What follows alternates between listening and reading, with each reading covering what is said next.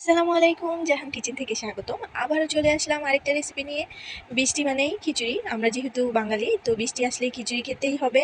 আমাদের এখানে কয়েকদিন যাবৎ অনেক বৃষ্টি হচ্ছে, তো চটজলদি ঘরে থাকা উপকরণ দিয়েই কিন্তু মজাদার খিচুড়ি রান্না করা যায়।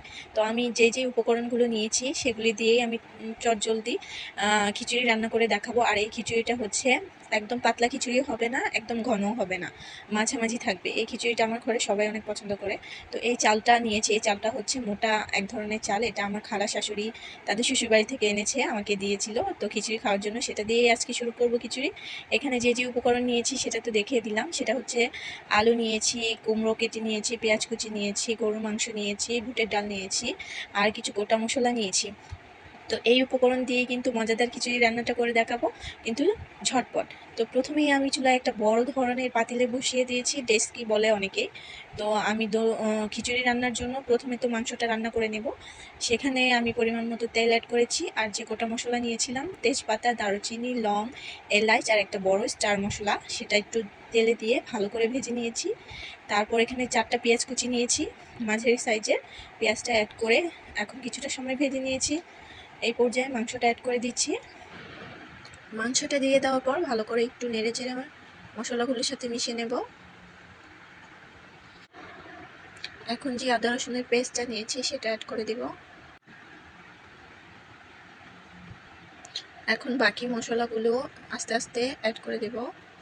এখানে আমি হলুদের গুঁড়া নিয়েছি 3 চা চামচের মতো, আর দিয়ে দিচ্ছি 3 চা চামচের মতো মরিচের গুঁড়ো। মরিচের স্বাদটা আপনারা আপনাদের ইচ্ছে মতো দিবেন। এখানে ধনিয়ার গুঁড়ো দিয়ে দিচ্ছি 2 চা চামচ, আর গরম মশলার গুঁড়া দিয়ে দিচ্ছি 1 চা চামচ। তো এখন এই গুঁড়ো মশলাগুলো সুন্দর করে মিশিয়ে নেব।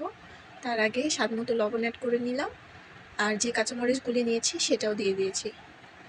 তো এইগুলি এখন খুব সুন্দর করে একটু ভালো করে নেড়ে চেড়ে মিশিয়ে নেব। আর যেহেতু মশলাটা আমি আগে কষাইনি, এখন খুব সুন্দর করে মাংসের সাথে এই মশলাটা নেড়ে চেড়ে মিশিয়ে খানিকটা সময় কষিয়ে নেব। এটাতেই কিন্তু মাংসের স্বাদটা দ্বিগুণ হবে। তো এই পর্যায়ে আমি একটু ঢেকে দিয়েছি, ঢেকে কিছুটা সময় আমি এটাকে কষিয়ে নেব। তো এখানে আমি যে বুটের ডালটা নিয়েছি এটা আমি প্রায় 1 ঘন্টার মতো ভিজিয়ে রেখেছিলাম। তো আমি এটা আলাদা করে সেদ্ধ করিনি, এটা আমি এখন মাংসের সাথে অ্যাড করে দেব।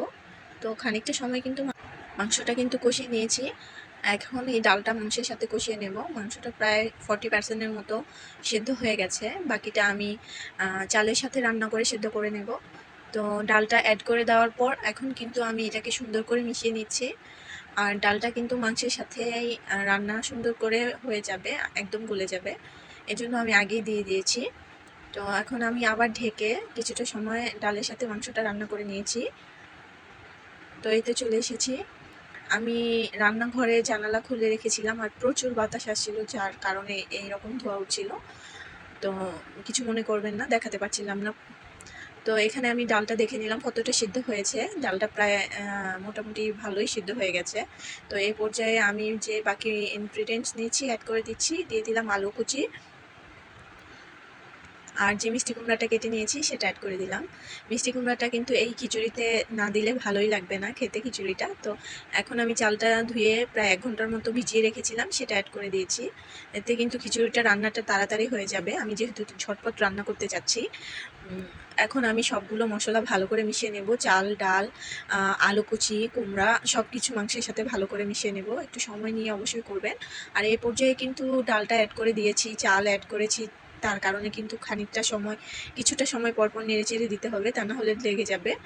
তো এই পর্যায়ে আমি পর্যাপ্ত পরিমাণের পানি অ্যাড করে দিচ্ছি, আর পানিটাও আমি গরম করে ফুটিয়ে নিয়েছিলাম। তো এই পর্যায়ে আমার কাছে লবণ একটু কম লাগছিল, তাই আর একটু লবণ অ্যাড করেছি। এখন এটাকে আমি ঢেকে ভালো করে ফুটিয়ে নেব। ধোয়ার জন্য ভালো করে দেখাতেও পারছিলাম না। তো এই তো ফাইনালি দেখতে পাচ্ছেন কি সুন্দর হয়ে গেছে। পানি কিন্তু খানিকটা টেনে গিয়েছিল। তো আমি এখানে আরও খানিকটা গরম পানি অ্যাড করেছি, যেহেতু মোটা চাল, তাহলে খিচুড়িটা কিন্তু যাতে একদম সুন্দর করে সেদ্ধ হয় সেটাও দেখে নিতে হবে। তো এই পর্যায়ে চালটা আমি দেখে নিচ্ছিলাম। হ্যাঁ, চালটা মোটামুটি সেদ্ধ হয়েছে, আরও খানিকটা সময় সেদ্ধ হতে হবে। তো তাই আমি এটাকে এখন আরও কিছুটা সময় ঢেকে রান্না করে নেব। আবার চলে আসলাম কিছুটা সময় পর। এই তো ফাইনালি আমার খিচুড়িটা কিন্তু রান্না হয়ে গেছে। একদম এত সুন্দর একটা মাশাআল্লাহ, এত সুন্দর একটা গ্রান আসছিল, ফ্লেভার আসছিল বলার বাহিরে। অবশ্যই ট্রাই করবেন এভাবে ঝটপট খিচুড়ি রান্না কিন্তু অনেক মজার হয়। তো আমার খিচুড়ি রান্না হয়ে গেছে, তাই আমি নামানোর আগে ভাজা জিরের গুঁড়ো ২ চা চামচের মতো অ্যাড করে দিচ্ছি। এই ভাজা জিরের গুঁড়োটা দেওয়ার কারণে আরেকটু সুন্দর ফ্লেভার অ্যাড হবে, খেতেও কিন্তু ভালো লাগবে। তো আমি একটু নেড়ে চেড়ে দিচ্ছি। আর এই পর্যায়ে যে পানিটা আপনারা দেখছেন, এই পানিটা কিন্তু ঠান্ডা হওয়ার সাথে সাথে কিন্তু অনেকটাই টেনে যাবে। এটা অনেকটা আঠালো ধরনের একটা খিচুড়ি হবে। আর আমার বাসার মানুষ কিন্তু এই খিচুড়িটা খেতে খুব পছন্দ করে। যেমন সুন্দর গ্রান এসেছে, সুঘ্রাণ, তেমন কিন্তু অসাধারণ স্বাদ হয়েছিল মাশাআল্লাহ। আলহামদুলিল্লাহ, পেট ভরে সবাই মন ভরেও খেয়েছে। তো ফাইনালি যারা এই পর্যন্ত দেখতে দেখতে চলে এসেছো, আমার খিচুড়ির ফাইনাল লুকটাও দেখে নাও। আর দেখতে দেখতে অবশ্যই একটা ছোট্ট করে কমেন্ট করে দিবে, আর একটা লাইক করতে কিন্তু ভুলবে না। নতুন যারা দেখছো তোমাদের বলছি অবশ্যই চ্যানেলের সাথে যুক্ত হয়ে যাও, আর সাবস্ক্রাইব করে দিবে, মূল্যবান মন্তব্যটিও রেখে যাবে, আর নোটিফিকেশন অলে রেখে দিবে। নতুন রেসিপি নিয়ে আবার চলে আসবো যে কোনো সময় তোমাদের মাঝে। তো আমার খিচুড়ি রান্নাটা কেমন লেগেছে অবশ্যই জানাবে। আর বাসায় তোমরা কিন্তু গরু মাংস ছাড়া খাসির মাংস দিয়েও এটা করে নিতে পারবে।